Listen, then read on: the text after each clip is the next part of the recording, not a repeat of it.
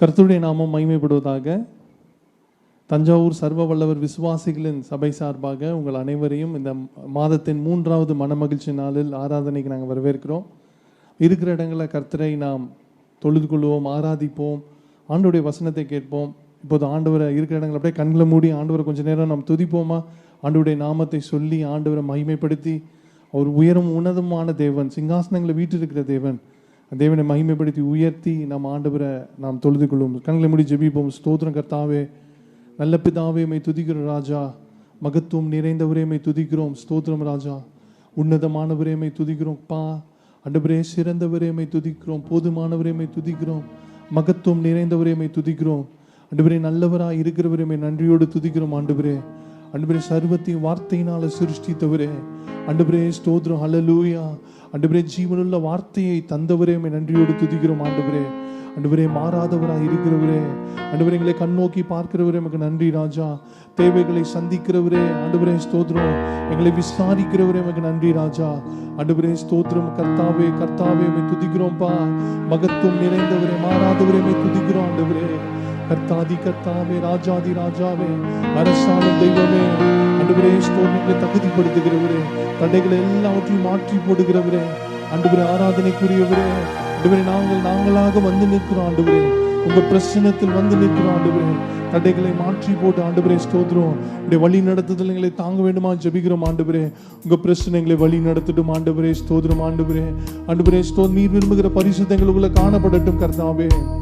ஆண்டவரே முழு மனதோடு, முழு ஆத்மாவோடு, முழு சிந்தையோடு ஆண்டவரே நாங்கள் ஆண்டவரே தொழுது கொள்ள எங்களுக்கு உதவி செய்யுங்க.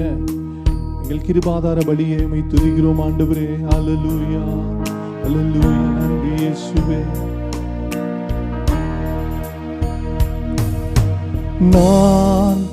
நானாகவே வந்து நிற்கிறேன், உம் பிரசன்னத்தில் வந்து நிற்கிறேன்.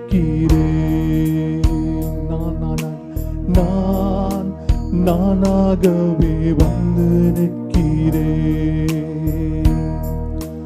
உம் பிரசன்னத்தில் வந்து நிற்கிறேன். இன்று என்னை ஏற்றுக்கொள்வீரா, ராஜ்யத்தில் சேர்த்துக் கொள்வீரா. யோசேப்பை போல் நான் ஒழுங்கில்லையே, நோவாவை போல் நீதிமானும் இல்லை. யோசேப்பை போல் நான் ஒழுங்கில்லையே, நோவாவை போல் நீதிமானும் இல்லையே. ஆபிரகாமை போல் விசுவாசி இல்லையே, தானியேலை போல் உம்மை வேண்டவில்லையே. நானாக தானாக வந்து நிற்கிறேன். நானாகவே வந்து நிற்கிறேன், பிரசன்னத்தில் வந்து நிற்கிறேன். நீர் இன்று என்னை ஏற்றுக்கொள்வீரா? நீர் இன்று என்னை ஏற்றுக்கொள்வீரா? உம் ராஜ்யத்தில் சேர்த்து கொள்வீரா? நாங்களாக வந்து நிற்கிறோம் ஆண்டவரே, எங்களை ஏற்றுக்கொள்கிற தெய்வமே, ராஜ்யத்தில் சேர்த்துக் கொள்கிறவரே, ஆண்டவரே ஸ்தோத்திரம். ஆண்டவரே எங்களை அழைப்பதற்காக வரப்போகிறவரே, ராஜாதி ராஜாவே, எங்கள் தலைகளை நிமிர்த்தி எங்கள் தேவனை நாங்கள் நோக்கி பார்க்க எங்களுக்கு உதவி செய்யுங்க ஆண்டவரே. எங்க கர்த்தாதி கர்த்தரை ஆண்டவரே நாங்கள் தரிசிக்க எங்களுக்கு கிருபை தாங்கப்பா. உங்க சன்னிதானத்துல காணப்படுகளை எங்களை தகுதிப்படுத்துங்க ராஜா. இந்த நாள் ஆராதனை தொடக்கம் முதல் முடிவு வரை எங்க தேவனுடைய நாமம் மகிமைப்படட்டும் ஆண்டவரே. ஆண்டவரே நாங்கள் சிறுகணும் ஆண்டவரே, எங்க தேவனுடைய நாமம் பெருகணும்பா. உங்க நாமம் மகிமைப்படட்டும். அர்ப்பணிக்கிறோம், தாழ்த்துக்கிறோம். இயேசுவின் நாமத்தில் ஜெபிக்கிறோம் எங்கள் ஜீவனும் அன்பும் உள்ள நல்ல பிதாவே, ஆமேன். ஆமேன். ஸ்தோத்திரம். Praise Lord. கர்த்தருடைய நாமம் மகிமைப்படுவதாக. சங்கீதக்காரர் சொல்வது போல, என் ஜீவனை பார்க்கிலும் அவருடைய கிருபை நல்லது. நம்ம ஜீவனை பார்க்கிலும் ஆண்டோடைய கிருபை அது போதுமானதாக இருக்கிறது. சங்கீதக்காரர் எழுதும் போது, கர்த்தர் நல்லவர், அவர் கிருபை என்றும் உள்ளது என்று எழுதுகிறார். அவருடைய கிருபையை எண்ணி அந்த கிருபையை சார்ந்து நம் தேவன் ஆராதனைக்குரியவர். அவர் மாத்திரம் தான் கனத்துக்குரியவர். அவர் மகிமைக்கு பாத்திரர். தேவனை உயர்த்தி நாம் சேர்ந்து ஆராதிப்போம். தேவன் ஆராதனைக்குரியவரே. அவர் மாறாத கிருபை நமக்கே. ஜீவனை பார்க்கலும் அது கிருபை நல்லது என்று ஆண்டவரை நோக்கி பார்த்து சொல்லி அவரை மகிமைப்படுத்தி ஆராதிப்போம். கைகளை தட்டி இருக்கிற இடங்களை பாடலாமா?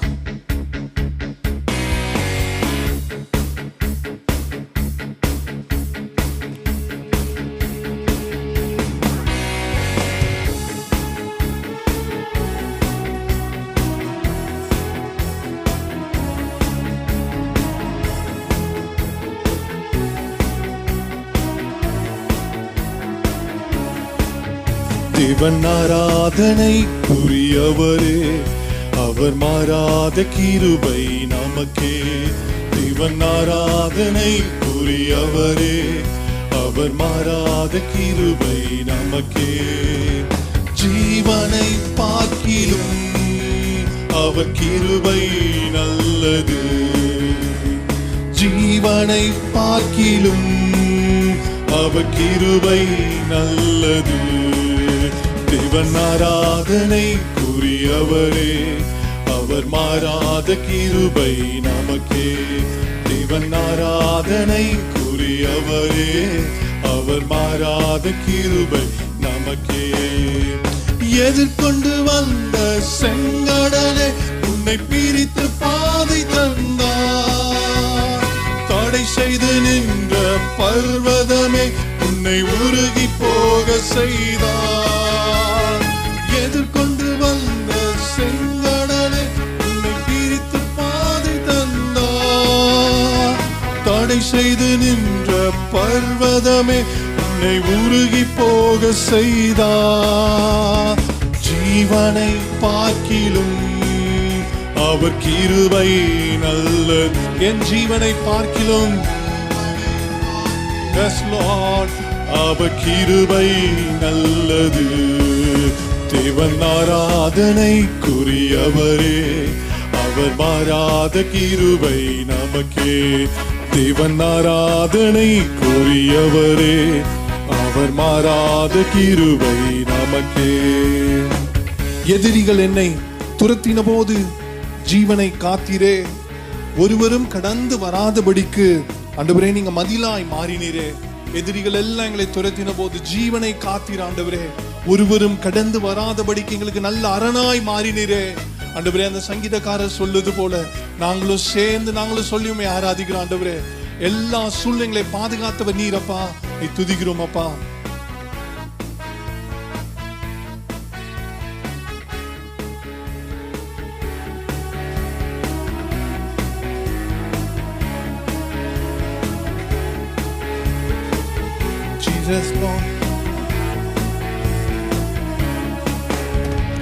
எதிரிகள் என்னை துரத்தின போது ஜீவனை காத்தீரே, ஒருவரும் கடந்து வராதபடிக்கு மதிலாய் மாறினீரே.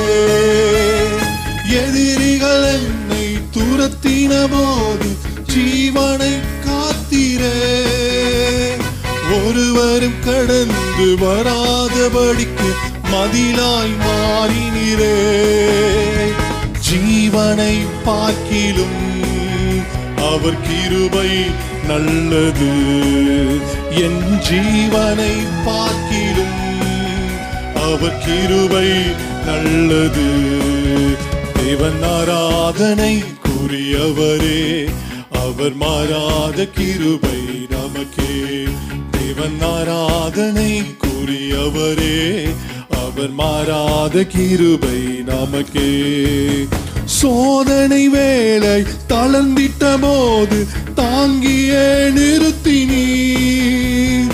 ஒருவரும் குறைகள் சொல்லாதபடிக்கு அரணாய் மாறினீரே. சோதனை வேளையில் தளர்ந்திட்ட போது தாங்கியே நிறுத்தினீர். ஒருவரும் குறைகள் சொல்லாதபடிக்கு அரணாய் மாறினீரே. ஜீவனை பார்க்கிலும் அவர் கிருபை நல்லது. என் ஜீவனை பார்க்கிலும் உங்க கிருபை எவ்வளவு மேலானது, நல்லது. தேவன் ஆராதனைக்குரியவரே, அவர் மாறாத கிருபை நமக்கே. தேவன் ஆராதனைக்குரியவரே, அவர் மாறாத கிருபை நமக்கே. ஜீவப்பலியே உமக்கு ஆராதனை, ஜீவ தண்ணீரே உமக்கு ஆராதனை. ஜீவப்பலியே உமக்கு ஆராதனை, ஜீவ தண்ணீரே உமக்கு ஆராதனை. மேகஸ்தம்பமே உமக்கு ஆராதனை, மெஸ்ஸியாவே உமக்கு ஆராதனை. மேகஸ்தம்பமே உமக்கு ஆராதனை, மெஸ்ஸியாவே உமக்கு ஆராதனை. ஆராதனை ஆராதனை, துதி ஆராதனை ஆராதனை. ஆராதிப்போமா? ஆராதனை ஆராதனை என் தேவனுக்கு துதி ஆராதனை. காலையிலும் மாலையிலும், காலையிலும் மாலையிலும் ஆராதனை அப்பாவுக்கே. காலையிலும் மாலையிலும் ஆராதனை அப்பாவுக்கே. தூயாவியே உமக்கு ஆராதனை, துணையாளரே உமக்கு ஆராதனை. Yes Lord, துணையாளரே உமக்கு ஆராதனை. வல்ல பிதாவே உமக்கு ஆராதனை. வழிகாட்டியே உமக்கு ஆராதனை. வல்ல பிதாவே உமக்கு ஆராதனை. வழிகாட்டியே உமக்கு ஆராதனை. ஆராதனை ஆராதனை தேவனுக்கு துதி ஆராதனை. ஆராதனை ஆராதனை ஆராதனை துதி ஆராதனை ஆராதனை. காலையிலும் மாலையிலும், காலையிலும் எவ்வேளையிலும் என் தேவனை நாங்கள் தொழுது கொள்கிறோம். காலையிலும் மாலையிலும் ஆராதனை அப்பாவுக்கே. அப்பா பிதாவே, அப்பா பிதாவே உமக்கு ஆராதனை. அனுகூலமானவரே ஆராதனை.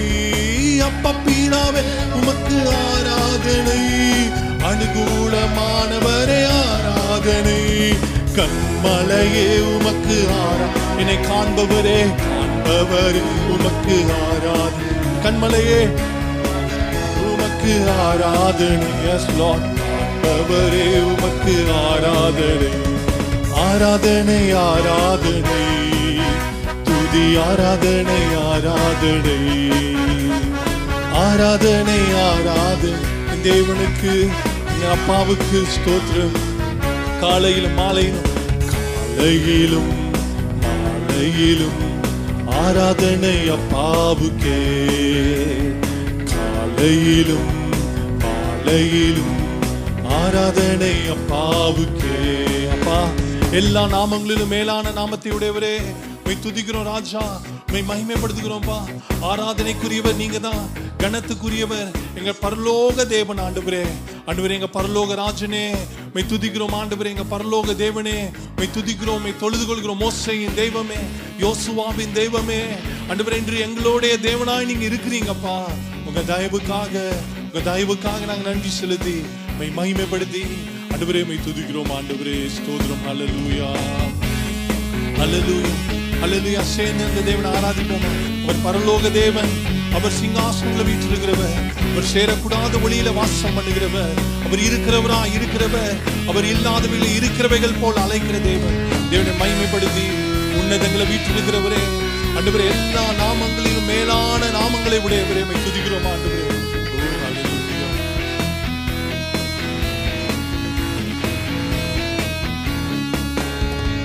பரலோக தேவனே, உம்மை ஆராதனை செய்கிறோம்.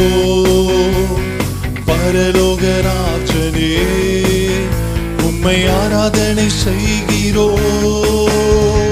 பரலோக தேவனே, உம்மை ஆராதனை செய்கிறோம். பரலோக ராஜனே, உம்மை ஆராதனை செய்கிறோம். உமது அன்பின் கரங்களை நான் கண்டேன். உமது அன்பின் கரங்களை நான் கண்டேன். நான் கண்டேன். நான் கண்டேன். நான் கண்டேன்.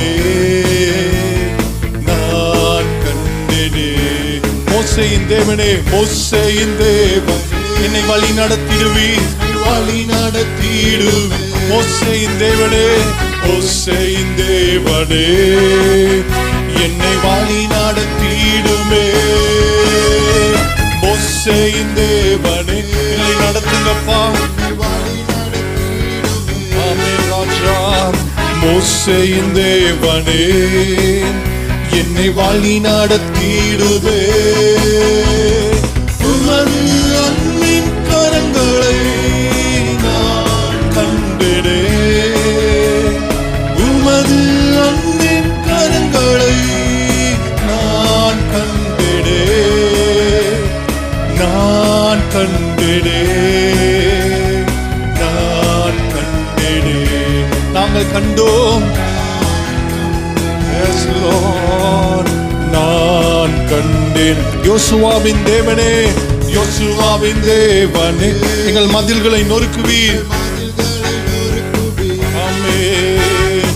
யோசுவாவின் தேவனே, எங்கள் மதில்களை நொறுக்குவீர்.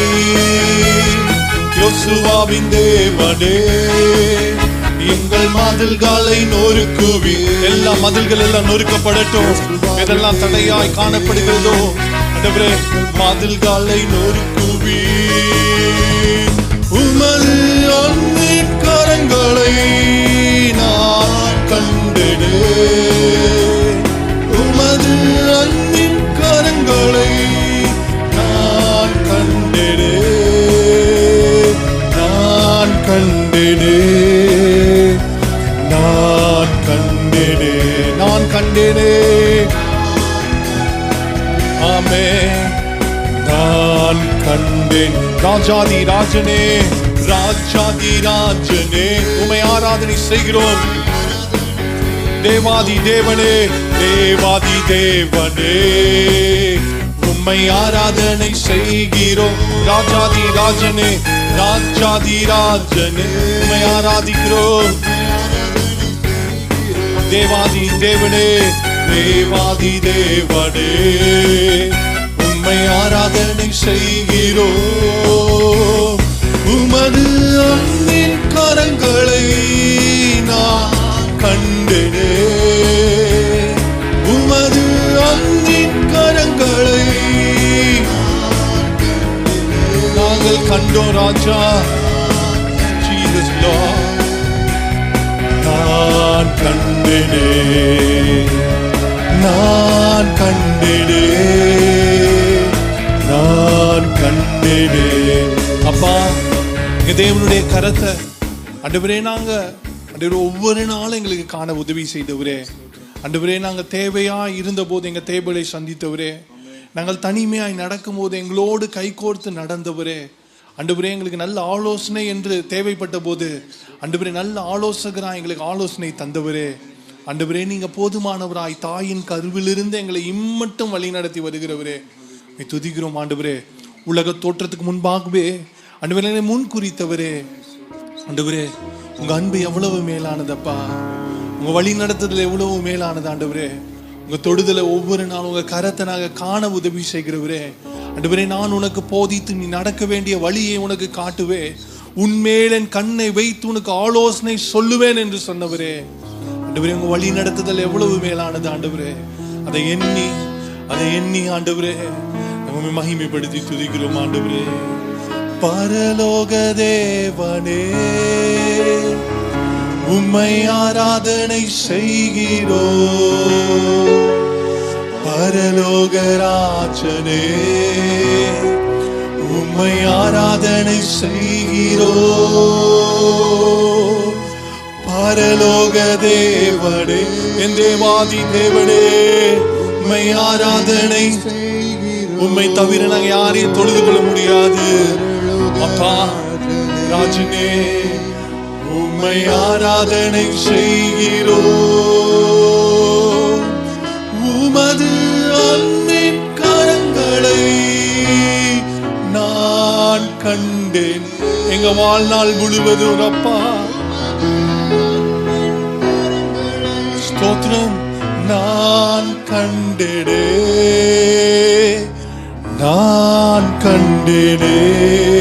ராஜா, நான் கண்டேனே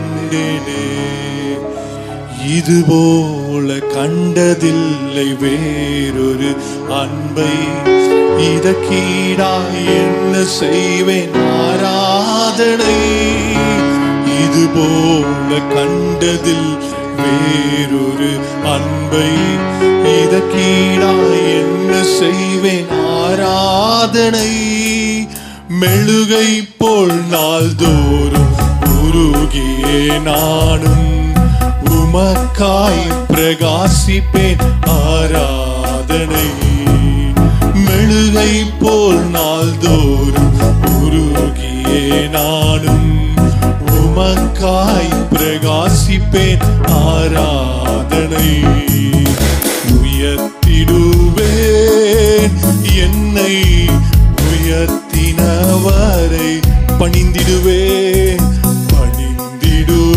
என்னை படைத்தவரை,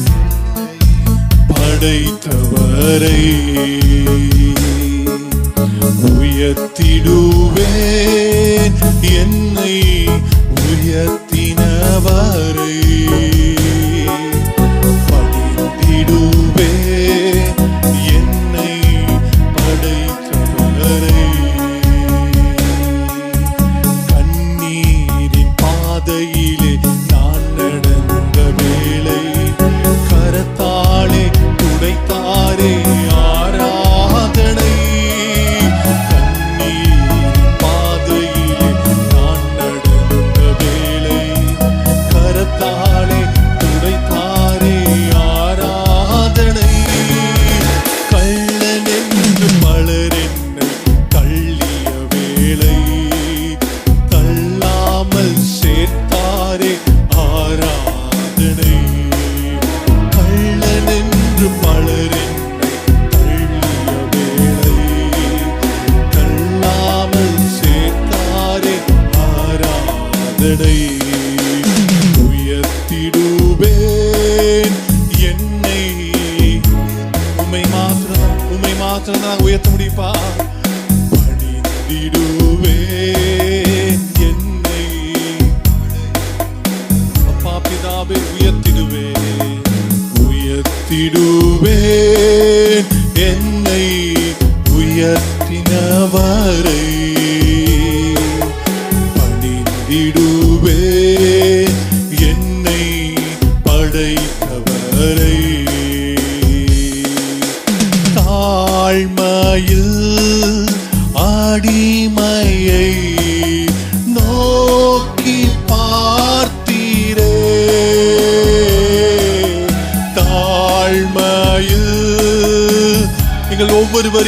கண்ணோக்கி பார்த்தீரே. Jesus Lord, எங்களை உயர்த்தி மகிழ்ந்தீரே, உயர்த்தி மகிழ்ந்தீரே. ஒரு கோடி ஸ்தோத்திரமே, உயர்த்தி மகிழ்ந்தீரே. ஒரு கோடி ஸ்தோத்திரமே. நன்றி ராஜா, நன்றி ராஜா, எங்களை உயர்த்தி மகிழ்ந்தவரே, நன்றியோடு துதிக்கிறோம் ஆண்டவரே. ஆண்டவரே, அடிமையை தாழ்மையில் எங்களை நினைத்தவரே, எங்கள் தள்ளாமல் எங்களை பாதுகாத்தவரே. ஆண்டவரே, வல்லமையான ஆண்டவரே, ஓங்கிய கரத்தை கொண்டு பலத்த புயத்தை கொண்டு எங்களை வழி நடத்தினவரே, உடைய தயவுக்காக உடைய காரணத்துக்காக நன்றி ராஜா. இன்னும் அதிகமாக மண்டையில் நான் கெட்டி சேர எங்களுக்கு உதவி செய்யுங்க ஆண்டவரே. ஸ்தோத்திரம், எங்களை அர்ப்பணிக்கிறோம், தாழ்த்துக்கிறோம். இயேசுவின் நாமத்தில் ஜெபிக்கிறோம் எங்கள் ஜீவனும் அன்புமுள்ள நல்ல பிதாவே, ஆமென். கர்த்தருடைய பரிசுத்தமுள்ள நாமத்திற்கு மகிமை உண்டாவதாக. இந்த இக்கட்டான காலகட்டத்தில் கர்த்தருடைய வார்த்தையை இப்படி பகிர்ந்து கொள்ளும்படியாய் கர்த்தர் அடியனுக்கும் அடியார்களுக்கும் பாராட்டின இந்த பெரிதான கிருபைக்காக என் தேவாதி தேவனை முதலாவது நன்றி செலுத்தி ஸ்தோத்தரிக்கிறேன். தேவனுடைய பிள்ளைகளை பலப்படுத்தும்படியாய் தேவ ஜனத்தை கர்த்தருடைய வேதத்தில் அறிவடைய செய்யும்படியாய் கர்த்தர் தம்முடைய பிள்ளைகள் மூலமாக இப்படிப்பட்ட காரியங்களை செய்து கொண்டு வருகிறார். அதற்காக கர்த்தருக்கு கொடான கோடி நன்றி செலுத்துகிறோம். தொடர்ந்து கர்த்தனுடைய பெரிதான கிருபையினால் நாம் ஒன்றாக கூடி வருகிறோமோ இல்லையோ, கர்த்தருடைய வார்த்தைகளை கேட்பதிலும் கர்த்தருடைய வார்த்தைகளை தியானிப்பதிலும் வாசித்து தியானிப்பதிலும் அதிகமாக நேரத்தை செலவிட வேண்டும் என்று இந்த சிறிய பதிவின் மூலமாய் உங்கள் யாவரையும் அன்போடு கேட்டுக்கொள்கிறேன். இன்றைய தியானத்திற்கென்று நாம் தெரிந்து கொள்ளுகிற வேத பகுதி எரேமியா தீர்க்கனின் புஸ்தகம் 8வது அதிகாரம் 7வது வசனம். எரேமியா தீர்க்கதரிசியின் புஸ்தகம் 8வது அதிகாரம் 7வது வசனம். ஆகாயத்திலுள்ள நாரை முதலாய் தன் வேலையை அறியும், காட்டுப்புறாவும் கொக்கும் தகைபலான் குருவியும் தாங்கள் வரத்தக்க காலத்தை அறியும். என் ஜனங்களோ கர்த்தரின் நியாயத்தை அறியார்கள் என்று கர்த்தர் உரைக்கிறார் என்று சொல் அப்படின்னு சொல்லி தீர்க்கதரிசியின் மூலமாக தன்னுடைய ஜனங்களுக்கு தேவன் ஒரு செய்தியை கொடுக்கிறார். பொதுவாக நம்ம வேதத்தில் பார்த்தோம் அப்படின்னீங்கன்னா, இந்த பூமியில் நடக்கிற காரியங்களை வைத்து உன்னதத்திற்குரிய காரியங்களை தெரியப்படுத்துகிறது தேவனுடைய பாணி. அது எப்பொழுதுமே ஆண்டவராகிய இயேசு கிறிஸ்து இந்த பூமியில் இருக்கும் பொழுது பார்த்தீங்க அப்படின்னா, விதை விதைக்கிறவனுடைய ஓமை அப்படின்வார்.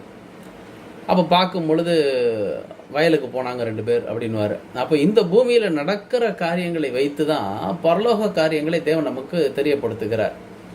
புளித்தமா, நிறைய இப்படி உதாரணங்கள் சொல்லிக்கொண்டே போகலாம். அப்போ தேவன் இந்த பூமியிலே என்னென்ன காரியங்கள் நடக்கிறதோ அந்த காரியங்களை வைத்து உன்னதத்தின் காரியங்களை எளிதாக தன்னுடைய ஜனங்களுக்கு புரிய வைக்கிறார். ஸோ இந்த வேதம் என்பது ரொம்ப கஷ்டமான ஒரு காரியமோ, புரிந்து கொள்வதற்கு மிக கடினமான ஒரு காரியமோ அப்படி கிடையவே கிடையாது. நாம் இதை எளிதாக புரிந்து கொள்ள வேண்டும் என்று தான் ஆண்டவர் தேற்றரவாளனாகிய பரிசுத்த ஆவியானவரை கொடுத்திருக்கிறார். அவர் நம்மை சகல சத்தியத்திற்குள்ளும் வழி நடத்துவார் என்று வேதமும் சொல்லுகிறது. அப்போ இந்த பகுதியை பார்க்கும் பொழுது பறவைகளை குறித்து தேவன் ஏதோ சொல்லுகிறார். என்ன சொல்றார் அப்படின்னு பார்க்கும் பொழுது, ஆகாயத்தில் உள்ள நாரை முதலாய் தன் வேலையை அறியும். நான் அடிக்கடி ஒரு காரியம் சொல்லுவேன். என்ன அப்படின்னா, இந்த வேதம் என்பது ஒரு சிறிய இடமாகி அந்த இஸ்ரவேல் தேசத்துக்குள்ள நடந்த பகுதி. அங்க இருக்கிற அந்த பின்னணியை வைத்து தான் தேவன் இதுல நிறைய காரியங்கள் இல்லை, எல்லா காரியங்களையும் சொல்லி இருக்கிறார். அப்போ அந்த பின்னணியை நம்ம புரிந்து கொள்ளும் பொழுது மாத்திரம்தான் இந்த வேதம் என்ன சொல்ல வருகிறதுன்றது நமக்கு தெளிவான ஒரு பிக்சர் கிடைக்கும். இல்லைன்னா நம்முடைய கற்பனைக்கு தகுந்தாப்புல எதை வேணாலும் நம்ம சொல்லிட்டு போகலாம், ஆனால் அது வேதத்திற்கு ஒத்து வருகிற காரியமாக இருக்காது. இங்கே சொல்லும் பொழுது சரி, பறவைன்றது எல்லா இடத்துக்கும் பொது தானே அப்படின்னு பார்த்தீங்கன்னா, இங்கே ஆண்டவர் முதல் காரியம் சொல்றாரு. என்ன சொல்றாருன்னா, ஆகாயத்தில் உள்ள நாரை முதலை தன் வேலையை அறியும். அடுத்து நீங்க பார்த்தீங்கன்னா, காட்டுப்புறாவும் கொக்கும் தகவலான் குருவியும் தாங்கள் வரத்தக்க காலத்தை அறியும். ஸோ பறவைகள் ஏதோ சில காரியங்களை அறிந்து வைத்திருக்கிறது. என்ன காரியங்கள் அப்படின்னு பார்க்கும் பொழுது, சரியாக துல்லியமாக கணித்து சொன்னால் அன்றையிலேருந்து இன்னைக்கு வரைக்கும் பார்த்தீங்கன்னா மார்ச் மாதம் அந்த 3வது வாரத்தில், அந்த ஏறக்குறைய அந்த சரியாக சொல்கிறார்கள் 21ஆம் தேதி என்று, அந்த பகுதியில் பார்த்தீங்கன்னா இந்த பறவைகள் இங்கிலாந்து தேசத்திலிருந்து மைக்ரேட் ஆகி நேராக இங்கே வருமா, புலம்பெயர்ந்து இனப்பெருக்கத்திற்காக இங்கே வரும். வந்துட்டு அந்த குறுகிய காலம் முடிந்த பின்பாடு மீண்டுமா என்ன பண்ணுமா, பறந்து இங்கிலாந்து தேசத்துக்கு போய்விடுமா. அப்போ ஆண்டவர் சொல்றாரு, எந்த சீசன்ல வரணும், எந்த காலத்துல இங்க வரணும் அப்படின்னு அந்த பறவைகளுக்கு நான் டியூன் பண்ணி வச்சனோ அந்த சீசனுக்கு அது கரெக்டாக வருது, தங்குது, தன்னுடைய வேலையை முடித்து விட்டு சரியாக தன்னுடைய சுய தேசத்திற்கு திரும்பி போகிறது. ஆனால் என் ஜனங்களோ கர்த்தரின் நியாயத்தை அறியார்கள். ஆனா இங்க ஏதோ காலத்தை பத்தி ஒண்ணுமே சொல்லல. ஆனா பறவைகளுக்குரிய காலத்தை மட்டும் சொன்ன வேதம் இங்க தன்னுடைய ஜனங்களை குறித்து சொல்லும் பொழுது காலத்தை குறித்து ஒன்றும் சொல்லல. அப்ப இதுக்கும் அதுக்கும் என்ன சம்பந்தம் அப்படின்னு பார்க்கும் பொழுது காலத்தை குறித்து திட்டமும் தெளிவுமாக வேதம் அங்க சொல்லுகிறது. என்ன அப்படின்னா, என் ஜனங்களோ கர்த்தரின் நியாயத்தை அறியார்கள். அப்படின்னா கர்த்தர் நியாயம் தீர்க்க போகிற காலத்தை அவர்கள் அறியவில்லை அப்படின்னு தான் வேதம் சொல்லுது. அப்ப இன்றைக்கு இந்த பகுதிக்கும் நமக்கும் என்ன சம்பந்தம்? நீங்க நல்லா பார்க்கும் பொழுது அந்த பறவைகளுக்குரிய ஒரு தேசம் உண்டு. அந்த தேசத்திலிருந்து சரியான காலத்தில் இஸ்ரவேல் தேசத்துக்கு வருகிறது. இஸ்ரவேல் தேசத்துக்கு வந்துவிட்டு சரியான காலத்தில் திரும்பி போகிறது. இதுல தான் நம்ம ஒரு முக்கியமான விஷயத்தை கவனிக்கணும். என்ன அப்படின்றத பார்க்க போகிறோம். என்ன அப்படின்னா, இதை பார்ப்பதற்கு முன்பதாக இந்த காலத்தை குறித்த இன்னொரு விஷயத்தை நம்ம பார்க்க வேண்டியது மிக மிக அவசியமான ஒரு காரியம். என்ன அப்படின்னு கேட்டீங்கன்னா, ரோமருக்கு எழுதின நிருபம் 13வது அதிகாரம் 11வது வசனம் இப்படியாய் சொல்லுகிறது, நித்திரையை விட்டு எழுந்திருக்கத்தக்க வேளையாயிற்றென்று நாம் காலத்தை அறிந்தவர்களாய். அப்ப வேதம் தெளிவா சொல்லுது, நீங்கள் காலத்தை அறிந்தவர்களாய் இப்படி நடக்க வேண்டும். அப்ப எப்படி நடக்க வேண்டும் என்றும் வேதம் சொல்லுது.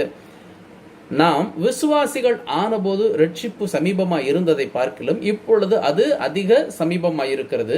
இரவு சென்று போயிற்று, பகல் சமீபமாயிற்று. ஆகையால் அந்தகாரத்தின் கிரியைகளை நாம் தள்ளிவிட்டு ஒளியின் ஆயுதங்களை தரித்து கொள்ள கடவும். களியாட்டும் வெறியும் வேசித்தனமும் காமவிகாரமும் வாக்குவாதமும் பொறாமையும் உள்ளவர்களாய் நடவாமல் பகலிலே நடக்கிறவர்கள் போல சீராய் நடக்க கடவும். துரிச்சைகளுக்கு இடமாக உடலை பேணாமல் இருந்து கர்த்தராகிய இயேசு கிறிஸ்துவை தரித்து கொள்ளுங்கள். அப்ப இந்த கடைசி நாட்களிலே வேதம் சொல்லுகிறது இது எப்படிப்பட்ட நாட்கள் என்று, கடைசி நாட்கள் என்று. அப்ப இந்த கடைசி நாட்கள் என்கிற இந்த காலத்தை நாம் அறிந்தவர்களாய் நம்ம என்ன செய்யணுமா, இந்த பூமிக்குரிய இந்த மாம்சத்துக்குரிய இச்சைகளை விட்டு விலகி கர்த்தராகிய இயேசு கிறிஸ்துவை தரித்து கொண்டவர்களாய் நடந்து கொள்ள வேண்டும் என்று வேதம் நமக்கு போதிக்கிறது. அப்போ பிரியமானவர்களை நீங்க நல்லா பாருங்க, அந்த எரேமியால வாசித்த பகுதியும் சரி, ரோமர்ல வாசித்த பகுதியும் சரி, வேதம் நமக்கு என்ன சொல்லி கொடுக்குது அப்படின்னா, டிசர்ன் த டைம்ஸ், காலத்தை அறிந்து கொள்ளுங்கள் அப்படின்னு வேதம் நமக்கு சொல்லி கொடுக்குது. அப்போ காலத்தை அறிந்து கொள்வதற்கு நமக்கு என்ன தேவை? ஏன் நான் காலத்தை அறிஞ்சுக்கணும் அப்படின்னு கேட்டீங்கன்னா, இங்க சொல்றாரு என்ன அப்படின்னா, நீங்கள் ரட்சிக்கப்பட்ட நாளிலே, உண்மைதானா? நம்ம ரட்சிக்கப்பட்டது உண்மைதான், இல்லைன்னு சொல்லலாம். ஆனா ரட்சிப்பு அப்படின்னு நீங்க வேதத்தில் எடுத்து பார்த்தீங்கன்னா 3 வகையாக சொல்லலாம். என்ன அப்படின்னா, இது என்ன புதுசா இருக்க 3 வகைன்னு சொல்றாரு அப்படின்னா அப்படி இல்லை. முதலில் கர்த்தராகிய இயேசு கிறிஸ்துவையே சொந்த ரட்சகரை ஏற்றுக்கொண்டு அவரோடு கூட ஞானஸ்தானத்தில் உடன்படிக்கை செய்தோமே, அப்போ we have been saved from the penalty of sin, பாவத்தின் சம்பளமாகிய மரணத்திலிருந்து, ஆத்தும மரணத்திலிருந்து நீங்களும் நானும் மீட்கப்பட்டோம், ரட்சிக்கப்பட்டோம். 2வது, அனுதினமும் இந்த பாவத்தின் வல்லமை பல விதங்களில நம்மை மேற்கொள்கிறது. நமக்கு பலவித பாவ சோதனைகள் அனுதின வாழ்க்கையில வந்து கொண்டுதான் இருக்கிறது. அது மக்கள் மூலமாகவோ, காரியங்கள் மூலமாகவோ, பொருட்கள் மூலமாக, ஏதோ ஒரு விதத்துல நமக்கு பாவ சோதனைகள் வந்து கொண்டுதான் இருக்கிறது. இந்த பாவ சோதனைகளிலிருந்து அனுதினமும் நாம் ரட்சிக்கப்பட்டு கொண்டிருக்கிறோம். we are being saved from the power of sin, அதாவது பாவத்தின் வல்லமையிலிருந்து ஒவ்வொரு நாளும் நாம் விடுவிக்கப்படுகிறோம். 3வது காரியம் எதை குறித்து வேதம் சொல்லிக் கொண்டிருக்கிறது அப்படின்னு கேட்டீங்கன்னா, we will be saved from the presence of sin. So இது பாவ பிரசன்னம் நிறைந்த ஒரு உலகம். இந்த உலக பிரசன்னத்திலிருந்து, இந்த பாவ பிரசன்னத்திலிருந்து ஒரு நாள் நாம் முற்றிலுமாக விடுபட்டு போய் கர்த்தருடைய சன்னிதானத்தில் பாவம் இல்லாத ஒரு பரிசுத்த நிலைமையில வாழப்போகிறோம். அல்லேலூயா. அதற்காகத்தான் இப்ப காத்து கொண்டிருக்கிறோம். ஸோ 2 காரியம் நம்முடைய வாழ்க்கையில, ஒன்று நடந்து விட்டது, ஒன்று நடந்து கொண்டிருக்கிறது. 3வது நடக்க போகிற ஒரு காரியத்தை குறித்து வேதம் சொல்லிக் கொண்டிருக்கிறது. இதை தான் ரோமருக்கு எழுதின நிருபம் 8வது அதிகாரம் 22-23 வசனங்கள் பார்க்கும் பொழுது, ஆகையால் நமக்கு தெரிந்திருக்கிறபடி இதுவரைக்கும் சர்வ சிருஷ்டியும் ஏகமாய் தவித்து பிரசவ வேதனைப்படுகிறது. அதுவும் அல்லாமல் ஆவியின் முதற் பலன்களை பெற்ற நாமும் கூட நம்முடைய சரீர மீட்பாகிய புத்திர சுவிகாரம் வருகிறதற்கு காத்திருந்து நமக்குள்ளே தவிக்கிறோம். அப்ப சரீர மீட்பு என்பது ஒன்று உண்டு. அப்ப இந்த பாவ சரீரத்திலிருந்து, இந்த பாவ பிரசன்னம் நிறைந்த உலகத்திலிருந்து ஒரு விடுதலை நமக்கு, ஒரு மீட்பு நமக்கு, ஒரு ரட்சிப்பு நமக்கு கிடைக்க போகிறது. அது ஆண்டவராய் இயேசு கிறிஸ்துவின் வருகையில் நமக்கு கொடுக்கப்பட போகிறது. அல்லது அதற்கு முன்பாக நாம் மரிப்போமானால் அவர் வருகையில் எடுத்துக்கொள்ளப்படும் பொழுது, அவர் நம்மை உயிர்ப்பித்து எடுத்துக்கொள்ளும் பொழுது, அந்த பாவ சரீரம் போய் ஒரு ஆவிக்குரிய சரீரம் எனக்கும் உங்களுக்கும் கொடுக்கப்பட போகிறது.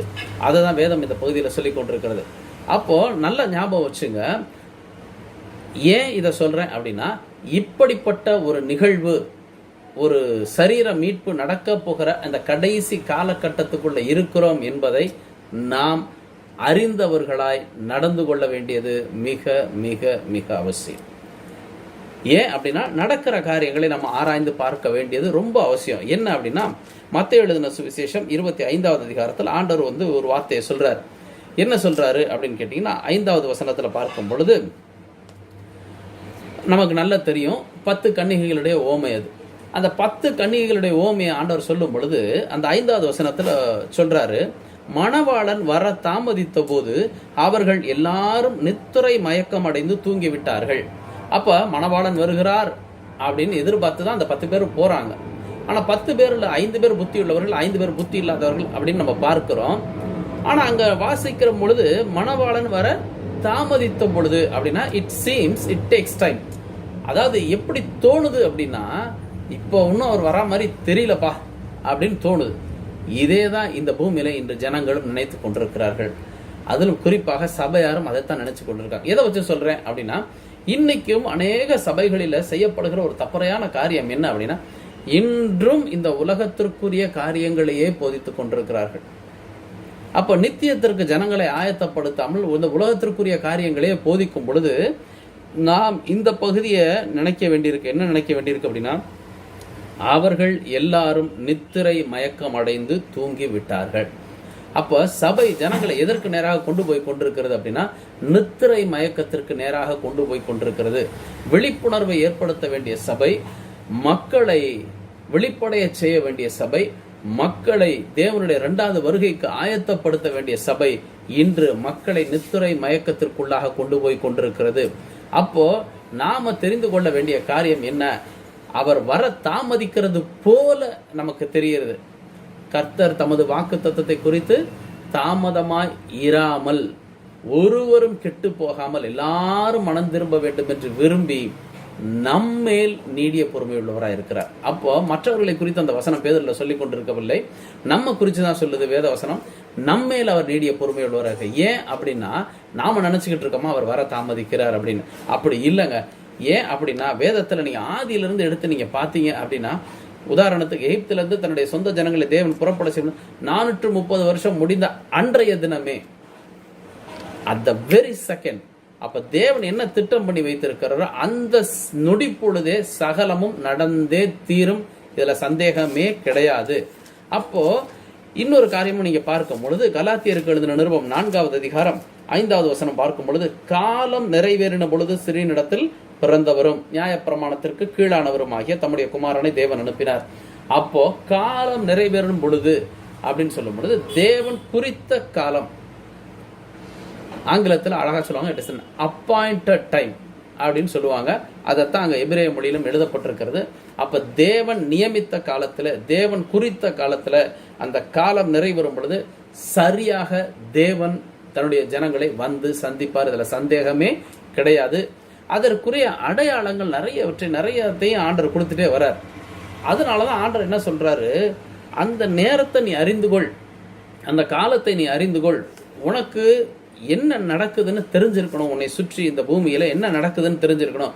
அப்படி தெரியும் பொழுது மாத்திரம்தான் நாம் தேவனுடைய வருகைக்கு ஆயத்தப்பட முடியும் என்பதுல சந்தேகமே கிடையாது. அதனால இயேசு முதல் முறை இந்த பூமியில வரும் பொழுது கூட எருசலேமுக்கு அவர் லூக்கா எழுதின சுவிசேஷம் 19வது அதிகாரம் 41வது வசனத்தில் பார்க்கிறோம். அவர் சமீபமாய் வந்தபோது நகரத்தை பார்த்து அதற்காக கண்ணீர் விட்டு அழுது, உனக்கு கிடைத்த இந்த நாளிலாகிலும் உன் சமாதானத்துக்கு ஏற்றவைகளை நீ அறிந்திருந்தாயானால் நலமாயிருக்கும், இப்பொழுதோ அவைகள் உன் கண்களுக்கு மறைவாய் இருக்கிறது அப்படின்றார்.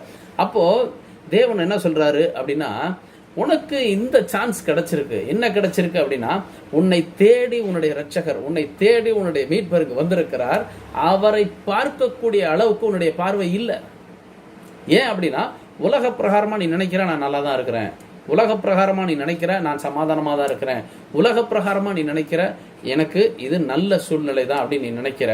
ஆனால் உன்னை ரட்சிக்கும் பொருட்டாக, உன்னை மீட்கும் பொருட்டாக நான் வந்திருக்கிறத நீ அறியவே இல்லை. அடுத்த வசனம் பார்க்கும் பொழுது, உன்னை சந்திக்கும் காலத்தை நீ அறியாமற் போனபடியினால். அப்போ தேவன் நம்மை சந்திக்கும் காலத்தை நான் அறியவில்லை என்றால் என்ன நடக்கும்? உன் சத்துருக்கள் உன்னை சூழ மதில் போட்டு உன்னை வளைந்து கொண்டு எப்பக்கத்தில் உன்னை நெருக்கி உன்னையும் உன்னிலுள்ள உன் பிள்ளைகளையும் தரையாக்கி போட்டு உன்னிடத்தில் ஒரு கல்லின் மேல் ஒரு கல் இராதபடி செய்யும் நாட்கள் உனக்கு வரும் அப்படின்னாரு. வந்துச்சு, அவர்களுக்கு நடந்தது. அதே தான் இந்த கடைசி காலத்திலையும் நாம தெரிந்து கொள்ள வேண்டும். முன்ன என்ன நடந்துச்சோ அதுதான் இப்பயும் நடக்கும். அப்ப தேவன் நம்மை சந்திக்கும் காலத்தை அறியவில்லை என்றால் அழிவுக்குள்ள போய்விடுவோம். தேவன் நம்மை சந்திக்கும் காலத்தை அறிந்தால் அவரோடு கூட நித்திய மகிமைக்குள்ள போவோம். பிரியமானவர்களே, எது நமக்கு பிரியம் நம்ம தான் முடிவு பண்ணணும். சரிதானா? அப்ப ஏன் ஜனங்கள் இப்படி காலத்தை அறியாதவர்களாய் வாழ்ந்து கொண்டிருக்கிறார்கள் அப்படின்னு பார்த்தா 2 காரணங்கள் அதற்கு உண்டு. ஏன் தேவன் நமக்கு குறித்த காலத்தை ஜனங்கள் அறியவில்லை அப்படின்னு பார்த்தீங்கன்னா, 2 விஷயங்கள் வேதத்தில் சொல்லப்படுகிறது. என்ன சொல்லப்படுகிறது அப்படின்னு கேட்டீங்கன்னா, ஓசியா தீர்க்கதரிசியின் புஸ்தகம் 4வது அதிகாரம் 1வது வசனம் பார்க்கும் பொழுது, இஸ்ரவேல் புத்திரரே, கர்த்தருடைய வார்த்தையை கேளுங்கள், தேசத்து குடிகளோட கர்த்தருக்கு வழக்கு இருக்கிறது. அதே என்றால் தேசத்திலே உண்மையும் இல்லை, இரக்கமும் இல்லை, தேவனை பற்றிய அறிவும் இல்லை. சோ முதல் காரியம் அங்க சொல்றாரு, என்ன இல்லை அப்படின்னா தேவனை குறித்ததான அறிவு இல்லை. இதத்தான் வேதம் என்ன சொல்லுது அப்படின்னா, அதே ஓசியா தீர்க்கதரிசியின் புஸ்தகம் 4வது அதிகாரம் 6வது வசனத்துல, என் ஜனங்கள் அறிவில்லாமையால் சங்காரமாகிறார்கள், நீ அறிவை வெறுத்தாய், ஆகையால் நீ என் ஆசாரியனாய் இராதபடிக்கு நானும் உன்னை வெறுத்து விடுவேன், நீ உன் தேவனுடைய வேதத்தை மறந்தாய், ஆகையால் நானும் உன் பிள்ளைகளை மறந்து விடுவேன்ட்டார் ஆண்டவர். அப்ப தேவனை குறித்த அறிவு என்பது ஜனங்களுக்கு இல்லை. இன்னைக்கு எனக்கு ஒரு சுகம் வேணும், எனக்கு ஒரு கடன் பிரச்சனை தீரணும், என்னுடைய காரியங்கள் சால்வ் ஆகணும், இப்படின்ற நோக்கத்தோடு, உலக பிரகாரமான நோக்கத்தோடு நம்ம சபைக்கு வந்தா, வேதவசனம் சொல்லுது 1 கொரிந்தியர் 15ல், இப்படி இம்மைக்காக மாத்திரம் கிறிஸ்து இயேசுவின் மேல நம்பிக்கை உள்ளவர்களா இருந்தால் மற்ற எல்லாரை காட்டிலும் பரிதபிக்கப்படத்தக்கவர்களா இருப்போம். அப்ப ஒரு பரிதாபத்திற்குரிய நிலைமைக்குள்ள நம்ம போய்விடுவோம். அப்ப நம்முடைய நோக்கம் என்ன? ஆரம்பத்தில் உங்களுக்கு நான் சொன்னேன், பறவைகளை குறித்து ஆண்டவர் ஒரு உதாரணம் சொல்றாருன்னு. ஏன் அதை சொன்னேன்னா, இப்போ நம்ம பார்க்க போகிறோம். என்ன பார்க்க போகிறோம் அப்படின்னு கேட்டீங்கன்னா, முதல் காரியம் இதை பார்த்துட்டு அதை பார்ப்போம். என்னன்னா, எதனால ஜனங்கள் அப்படின்னா, 1 அவரை குறித்த அறிவில்லைன்னு சொன்னேன். 2வது காரியம் சொல்லும் பொழுது, ரோமருக்கு எழுதின நிருபம் 1வது அதிகாரம் 21வது வசனம் வாசிக்கும் பொழுது, அவர்கள் தேவனை அறிந்தும் அவரை தேவன் என்று மகிமைப்படுத்தாமலும் ஸ்தோத்தரியாமலும் இருந்து தங்கள் சிந்தனைகளினாலே வீணரானார்கள், உணர்வில்லாத அவர்களுடைய இருதயம் இருள் அடைந்தது. அப்போ முதல்ல தேவனை குறித்த அறிவு ஜனங்களுக்கு இல்லை, 2வது ஒரு உணர்வுள்ள இருதயம் இல்லை. அப்ப என்ன காலகட்டத்துக்குள்ள இருக்கிறோம், வாழ்ந்து கொண்டிருக்கிறோம் என்கிற ஒரு உணர்வு இல்லை. இந்த 2 காரியங்களும் தான் ஜனங்களை இப்படியாக நடக்க வைக்கிறது. அப்போ இங்க நம்ம நல்லா பார்க்கும் பொழுது என்ன காலகட்டத்துக்குள்ள இருக்கிறோம், I am getting ready to return back to my native. இதைத்தான் அங்க சொல்ல விரும்பினேன். என்ன அப்படின்னு கேட்டீங்கன்னா, எப்படி அந்த பறவைகள் இங்கிலாந்து தேசத்திலிருந்து இஸ்ரவேல் தேசத்துக்கு வந்துட்டு அந்த காலம் முடிந்தவுடனே தன்னுடைய சொந்த தேசத்துக்கு திரும்புகிறதோ, அதே போல நீங்களும் நானும் சொந்த தேசத்திற்கு, பரலோக தேசத்திற்கு திரும்ப வேண்டிய காலம் வந்து விட்டது என்பதை அறிந்து நடந்து கொள்ள வேண்டும். அந்த அறிவு நமக்கு வேணும். சரிதானா? அப்போ அதனாலதான் சொல்றாரு, என் ஜனங்கள் அறிவில்லாமையில் சங்காரமாகிறார்கள். அதாவது இன்னைக்கு பூமியில எவ்வளவோ சேர்த்து வைக்கிறோம், நம்மளால முடிஞ்சது நம்முடைய பிள்ளைகளுக்கு பேர பிள்ளைகள் சேர்த்து வைக்கணும், தப்பு சொல்லல. ஆனால் இன்று என் குடும்பத்தை நான் ஆயத்தப்படுத்தி இருக்கிறேனா? இன்று என் பிள்ளைகளையும் பிள்ளைகளின் பிள்ளைகளையும் பரம தேசத்திற்கு நான் ஆயத்தப்படுத்தி இருக்கிறேனா? அதாவது ஒரு குறிப்பிட்ட காலம், சில காலங்களுக்கு முன்பதாக நடந்த ஒரு காரியம் என்ன அப்படின்னா, ஒரு 30-35 வருஷத்துக்கு முன்னாடி பார்த்தீங்கன்னா, அந்த ஆங்கிலோ இண்டியன்ஸ் அப்படின்னு சொல்லி ஒரு ஆங்கிலோ இண்டியன்ஸ்னு ஒரு கம்யூனிட்டி இருந்தாங்க, நிறைய இருந்தாங்க நம்மளை சுற்றி. குறிப்பாக திருச்சியிலலாம் ரொம்ப பேர் இருந்தாங்க. ஒரு சர்டன் பீரியடில் என்ன பண்ணாங்க அப்படின்னு கேட்டிங்கன்னா, இவங்க எல்லாருமே போய் மைக்ரேட் ஆகி ஆஸ்திரேலியாவில் போய் செட்டில் ஆனாங்க. முதல்ல ஒருத்தர் ஒரு குடும்பம் போனோன்னா இங்கே சுமூகமான சூழ்நிலை இருக்குது, வந்துருங்கன்னு சொல்லி அந்த கம்யூனிட்டி ஃபுல்லாகவே அங்கே போய் செட்டில் ஆனாங்க. அப்போ அவர்கள் ஒரு நல்ல இடத்தை கண்டுபிடித்தோம், அதனால நம்முடைய இனம் முழுவதும் அங்கே வந்துருங்க அப்படின்னு சொல்லி செட்டில் பண்ணுறாங்க. வேதம் சொல்லுகிறது, ஒரு பரிசுத்தமும் பாக்கியமுமான அந்தஸ்தில் நீ உருவாக்கப்பட்டாய், கர்த்தருடைய பிரசன்னத்தில் கர்த்தரோடு கூட உலாவக்கூடிய ஒரு மகா பெரிய பாக்கியத்துக்குள்ள நீ படைக்கப்பட்டாய். இன்று உன்னுடைய ஆதி தகப்பனும் தாயும் செய்த தவறினால அதை இழந்து வந்து இங்க நிற்கிறாய். கர்த்தர் உன்னை மீண்டுமா இந்த பாக்கியமான அந்தஸ்துல கொண்டு போய் வைக்க விரும்புகிறார். நீ ஆயத்தமா அப்படின்னு வேதம் கேட்குது. ஆனா நம்ம எதை பார்த்துக்கிட்டு இருக்கிறோம்? இந்த பூமியில வாழுகிற வரைக்கும் வசதியாக இருக்க வேண்டும், இந்த பூமியில வாழுகிற வரைக்கும் எல்லாம் நமக்கு இருக்க வேண்டும் சொல்லி வசதி வாய்ப்புகளை நம்ம தேடி வைக்கிறோம்.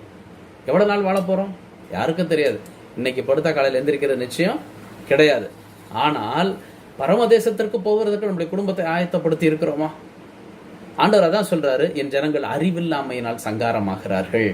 அப்போ ரொம்ப ஜாக்கிரதையா இருக்கணும். ஆண்டவர் வந்து இதை குறித்து பார்க்கும் பொழுது வேதத்துல பயங்கரமா சாடுறாரு, பயங்கரமாக எச்சரிக்கிறார். மத்திய எழுதின சுவிசேஷம் 16 அதிகாரம் பார்க்கும் பொழுது பரிசேயர் சதுசேயர் ஆண்டவரை பார்த்து ஒரு வானத்துல இருந்து ஒரு அடையாளம் கொடுங்கன்றாங்க. ஆண்டவர் சொல்றாரு, அவர்களுக்கு அவர் பிரதியுத்தரமாக, அஸ்தமனமாகிற போது செவ்வானம் இட்டிருக்கிறது, அதனால் வெளிவாங்கும் என்று சொல்லுகிறீர்கள். உதயமாகிற போது செவ்வானமும் மந்தாரமுமாய் இருக்கிறது, அதனால் இன்றைக்கு காற்றும் மழையும் உண்டாகும் என்று சொல்லுகிறீர்கள். மாயக்காரரே, வானத்தின் தோற்றத்தை நிதானிக்க உங்களுக்கு தெரியுமே, காலங்களின் அடையாளங்களை நிதானிக்க உங்களால் கூடாதா? ஆண்டவர் கேட்கிறார். அப்ப நல்லா யோசிச்சு பாருங்க, ஆண்டவர் நம்மளை இன்னைக்கு அதே கேள்விதான் கேட்கிறாரு. நிதானிச்சு பார்க்க உங்களால முடியாதா? எல்லாத்தையும் எழுதி கொடுத்துட்டேனே இந்த வேத புஸ்தகத்துல, நடந்தது, நடக்கிறது, நடக்க போகிறது எல்லாத்தையும் எழுதி கொடுத்துட்டேனே, உங்களால் நிதானிக்க முடியாதான்னு கேட்கிறார். அதே ஆண்டவர் மத்திய எழுதின சுவிசேஷம் 24 அதிகாரத்துல 32 இருந்து பார்க்கும் பொழுது ரொம்ப அழகா சொல்றாரு. அத்தி மரத்தினால் ஒரு ஓமையை கற்றுக்கொள்ளுங்கள், அதில் இளங்கிளை தோன்றி துளிர் விடும் பொழுது வசந்த காலம் சமீபமாயிற்று என்று அறிவீர்கள். அப்படியே இவைகளையெல்லாம் நீங்கள் காணும் போது அவர் சமீபமாய் வாசல் அருகே வந்திருக்கிறார் என்று அறியுங்கள். அப்ப இவைகளெல்லாம் சம்பவிக்கும் போது அப்படின்னு பார்க்கும் பொழுது ஆண்டவர் சொல்றார், நிறைய காரியங்கள் நமக்கு உதாரணத்துல வேதத்துல கொடுத்துட்டே வர்றாரு. என்ன அப்படின்னா, நோவாவின் காலத்தில் எப்படி நடந்ததோ அப்படியே மனுஷகுமாரன் வரும் காலத்திலும் நடக்கும். எப்படி எனில், ஜலப்பிரளயத்துக்கு முன்னான காலத்திலே நோவா பேழைக்குள் பிரவேசிக்கும் நாள் வரைக்கும் ஜனங்கள் புசித்தும் குடித்தும் பெண் கொடுத்தும் ஜலப்பிரளயம் வந்து அனைவரையும் வாரிக்கொண்டு போக மட்டும் உணராதிருந்தார்கள். ஸோ அந்த 2வது பாயிண்ட் ஆண்டவர் சொல்றாரு. என்ன சொல்றாரு அப்படின்னா, கடைசி வரைக்கும் அவர்களுக்கு உணர்வே வராது, இந்த பூமியே சதா என்று நினைத்து அவர்கள் வாழ்ந்து கொண்டிருப்பார்கள். பெண் கொடுக்கிறதுன்றது தப்பான விஷயம் கிடையாது, ஆனால் பூமியே சதா என்று அவர்கள் வாழுகிறது தான் தவறான விஷயம். அப்போ இன்னைக்கு நீங்க பார்க்கும் பொழுது அக்கிரமங்கள் பயங்கரமா மிகுதியாகுது, ஆண்டவருடைய நியாய தீர்ப்பு நெருங்குகிறது என்று நன்றாகவே தெரிகிறது. பூமியில வந்து எவ்வளவு அவலட்சணமான காரியங்கள், எவ்வளவு மோசமான காரியங்கள் நடக்க முடியுமோ இந்த பூமியில இப்ப நடந்து கொண்டிருக்கிறது. அக்கிரமம் மிகுதியான அந்த காலத்துலதான் பூமியின் மேல நியாய தீர்ப்பை ஆண்டவர் கொண்டு வந்தார். இன்றும் அதே காலகட்டத்துக்குள்ளதான் வந்திருக்கிறோம். தேவன் நம்ம மேல, இந்த பூமியின் மேல நியாய தீர்ப்பை கொண்டு வருகிற காலகட்டத்துக்குள்ளதான் வந்திருக்கிறோம் என்பதை நான் அறிந்தவர்களாய் நடக்க வேண்டும். அப்ப என்ன உணர்வு வேணும்?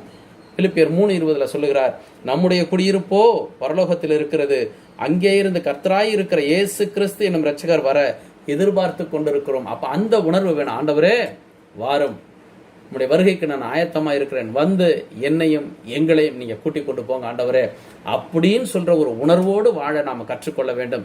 இல்ல அப்படின்னா அந்த உணர்வில்லாத இருதயம் இருள் அடைந்தது என்று வேதத்துல வாசித்த பிரகாரமாய் நமக்கு நேரிடாதபடிக்கு நாம் எச்சரிக்கையா இருக்க வேண்டியது மிக மிக அவசியம். அப்ப எப்போ அந்த உணர்வு நமக்கு வரும் அப்படின்னு கேட்டீங்கன்னா, கர்த்தருடைய வேத வசனத்தை நம்முடைய இருதயத்துக்குள்ள காத்து கொள்ளும் பொழுதுதான் அந்த உணர்வு நமக்கு வரும். ஏன்னா அந்த விதைக்கிற ஓமையில நம்ம பார்க்கும் பொழுது லூக்கா 8:15 வாசிக்கிறோம், நல்ல நிலத்தில் விதைக்கப்பட்டவர்கள் வசனத்தை கேட்டு அதை உண்மையும் நன்மையுமான இருதயத்துல காத்து பொறுமையுடனே பலன் கொடுக்கிறார்கள். அப்போ அந்த வேத வசனத்தை என் இருதயத்துல காத்து கொள்ளும் பொழுது நிச்சயமாய் அந்த உணர்வு எனக்கு இருக்கும். நான் கர்த்தருக்காக வாழுகிறவன், கர்த்தராலே நான் படைக்கப்பட்டவன், கர்த்தராலே நான் பிரித்தெடுக்கப்பட்டவன், கர்த்தருக்கென்று மாத்திரமே நான் வாழ்ந்து கர்த்தரோடு கூட போய் சேர வேண்டும் என்ற அந்த உணர்வு இருக்கும். நிச்சயமாய் நம்மையும் நம் குடும்பத்தையும் நாம் ஆயத்தப்படுத்துவோம். ஏன்னா அந்த சிறைச்சாலையில பவுலும் சீலாவும் இருக்கும் பொழுது அந்த சிறைச்சாலை அதிபதி அவன் கேட்கிறான், ஆண்டவரே ரட்சிக்கப்படுவதற்கு நாங்கள் என்ன செய்ய வேண்டும்? அப்ப அதனால நான் சொன்னேன், இந்த பூமியில நான் ரட்சிக்கப்பட்டனே, நான் சபைக்கு வந்துட்டேனே, அதை பத்தி இங்க பிரச்சனையே கிடையாதுங்க. ஒவ்வொரு நாளும் பாவத்தின் வல்லமையிலிருந்து ரட்சிக்கப்படுகிறீர்களா? இந்த சரீர மீட்பு ரட்சிப்பு வருவதற்கு நீங்கள் உங்களை ஆயத்தமாக வைத்திருக்கிறீர்களா என்பதுதான் மிக முக்கியமான கேள்வி. இதைத்தான் இப்போ நம்ம நிதானித்து பார்க்கிறோம். நிதானித்து பார்த்து கொண்டே இருக்க வேண்டியது மிக மிக அவசியம். அப்பதான் நம்மை நாமே சீர்தூக்கி பார்த்தால் தான் நம்மை சீர்படுத்தி கொண்டு அவருடைய வருகைக்கு நம்மை ஆயத்தப்படுத்தி கொள்ள முடியும். ஏன் அப்படின்னு கேட்டீங்கன்னா, இன்றைக்கு இருக்கிற பிரசன்ட் கண்டிஷனை, இந்த சூழ்நிலை நம்ம ஆயத்தம் பண்ணி, அதாவது நிதானித்து பார்த்தோம் அப்படின்னு பார்த்தீங்கன்னா, நம்ம ஆயத்தம் பண்ணுவதற்காக நிதானித்து பார்த்தோம் என்றால், மத்தேயு எழுதின சுவிசேஷம் 24வது அதிகாரம் 7வது வசனம் இப்படியே சொல்லுகிறது, ஜனத்துக்கு விரோதமாய் ஜனமும் ராஜ்யத்துக்கு விரோதமாய் ராஜ்யமும் எழும்பும், பஞ்சங்களும் கொள்ளை நோய்களும் பூமி எதிர்ச்சிகளும் பல இடங்களில் உண்டாகும். அப்போ நீங்க இங்க நல்லா கவனிக்க வேண்டியது என்ன அப்படின்னா, நம்ம ரொம்ப ஜெபம் பண்றோம் கொரோனா போகணும் அப்படின்னு சொல்லிட்டு, ஆனா வேதம் இங்க சொல்லுது கொள்ளை நோய்களும், ப்ளூரல்ல பன்மையில சொல்லப்பட்டிருக்கு. அப்போ கொரோனா போனா என்ன, இன்னொரு வரதான் போகுது, பூமி அழியதான் போகுது, கொள்ளை நோய்கள் ஒன்று மாற்றி ஒன்று வரதான் போகுது. இப்போ லேட்டஸ்டா பாத்தீங்கன்னா, ஏற்கனவே நான் உங்களுக்கு சொல்லியிருக்கிறேன், ஆண்டவருடைய வருகையை நீங்க கணிக்கணும் அப்படின்னீங்கன்னா இஸ்ரேல் நடக்கிற சம்பவங்களை நீங்க நல்லா கவனிச்சு பார்க்கணும்னு. இப்போ இஸ்ரேல் தேசத்துல பாலஸ்தீனத்துக்கும் அவர்களுக்கும் 5-6 நாட்களாக சண்டை நடக்கிறத நம்ம பார்க்கிறோம். எப்பொழுதும் இல்லாத விதமாக இப்பொழுது அந்த இஸ்ரேல் தேசத்து பிரசிடென்ட் அவர் சொல்றாரு, பிரைம் மினிஸ்டர் சொல்றாரு என்ன அப்படின்னா, சமாதானம் உண்டாகும் வரை எங்களுடைய சண்டை ஓயாது, சமாதானத்தை நிலைநிறுத்தியே தேர்வோம். ரொம்ப பயங்கரமான ஸ்டேட்மெண்ட்டுங்க அது. இதுவரைக்கும் அவர் வாயிலையோ வேற எந்த பிரைம் மினிஸ்டர் வாயிலையோ வராத வார்த்தை. ஏன்னா 1 தெசலோனிக்கர் 5:2-3 வாசிக்கிறோம், சமாதானமும் சௌக்கியமும் அவர்கள் உண்டென்று சொல்லும் பொழுது கர்ப்பவதியானவளுக்கு வேதனை வருகிறது போல அழிவு சடுதியாய் அவர்கள் மேல வரும். ஏன் அப்படின்னா, அதுக்கு மேல் வசனம் 2வது வசனம் பார்க்கும் பொழுது, கர்த்தருடைய வருகை இரவில திருடன் வருகிற விதமாய் வரும் அப்படின்னு. அப்போ அவர்கள் சமாதானத்தை யாரிடத்தில் எதிர்பார்க்க வேண்டும் என்றால் கர்த்தரிடத்தில் எதிர்பார்க்க வேண்டும், இரட்சகரிடத்தில் எதிர்பார்க்க வேண்டும். ஆனா அவர்கள் நாங்கள் உண்டாக்குவோம் என்று சொல்லுகிறார்கள். ரொம்ப பயங்கரமான ஒரு காரியம். ஏன் அப்படின்னு கேட்டீங்கன்னா, அவர்கள் உண்டாக்குவதற்காக நிச்சயமாக அவர்களை சுற்றி இருக்கிற தேசத்துல உடன்படிக்கை பண்ணத்தான் போகிறார்கள். ஏற்கனவே அதுக்குரிய ப்ராசஸ்லாம் ஆரம்பிச்சிருச்சு. ஆனா அவர்கள் பண்ண போகிற இந்த உடன்படிக்கையும் பண்ணி கொண்டிருக்கிற அந்த உடன்படிக்கையை குறித்து வேதம் எப்படி சொல்லுது அப்படின்னா, ஏசாயா தீர்க்கதரிசியின் புத்தகம் 28வது அதிகாரம் 14-15, ஆகையால் எருசலேமில் உள்ள இந்த ஜனத்தை ஆளுகிற நிந்தனைக்காரரே, கர்த்தருடைய வார்த்தையை கேளுங்கள், நீங்கள் மரணத்தோட உடன்படிக்கையையும் பாதாளத்தோட ஒப்பந்தமும் பண்ணினோம், உடன்படிக்கையும் பாதாளத்தோட ஒப்பந்தமும் பண்ணினோம், வாதை பெருவெள்ளமாய் புரண்டு வந்தாலும் எங்களை அணுகாது, நாங்கள் பொய்யை எங்களுக்கு அடைக்கலமாக்கி மாயையின் மறைவிலை அடைந்தோம் என்கிறீர்களே. ஆதலால் கர்த்தராகி ஆண்டவர் உரைக்கிறதாவது, இதோ அஸ்திபாரமாக ஒரு கல்லை நான் சீயோனிலே வைக்கிறேன், அது பரீட்சிக்கப்பட்டதும் விலையேறப்பட்டதும் திட அஸ்திபாரம் உள்ளதுமான மூளைக்கல்லாய் இருக்கும், விசுவாசிக்கிறவன் பதறான். இதைத்தான் 1 பேதுரு 2:6 8 வரைக்கும் வாசிக்கிறோம். அப்போ ஆண்டவர் அந்த இடறுதலுக்கு ஏதுவான கல்லையும் கண்மலையும் அங்க சீயோனிலே வைக்கிறேன் அப்படின்னு சொல்லும் பொழுது நமக்கும் அது பொருந்தும். அப்ப இன்றைக்கு நடக்கிற காரியங்களை பார்த்து நம்ம இடறி போகக்கூடாது. அப்ப நாம் செய்ய வேண்டிய காரியம் என்ன? கொள்ளை நோய்கள் வரதான் செய்யும். இப்போ லேட்டஸ்டா நேற்று ஒரு நியூஸ் என்ன அப்படின்னா, சயின்டிஸ்ட் எல்லாம் கூடி பேசி எல்லாம் பண்ணியிருக்காங்க, இந்த வருடத்தின் கடைசியில் மிகப்பெரிய ஒரு பஞ்சம் ஃபெமைன் உண்டாகும் அப்படின்னு சொல்லி அவர்கள் கணித்திருக்கிறார்கள். எப்படி நடக்குமோ நடக்காதோ தெரியாது, அவர்கள் கணித்திருக்கிறார்கள். ஆனா வேதம் சொல்லுது கொள்ளை நோய்களும் பஞ்சங்களும் வந்தே தீரும் அப்படின்னு. அப்ப இன்றைக்கு நடக்கிற காரியங்களை நம்ம உற்று நோக்கி கர்த்தருடைய வருகைக்கு ஆயத்தப்பட வேண்டியது மிக மிக மிக அவசியம்.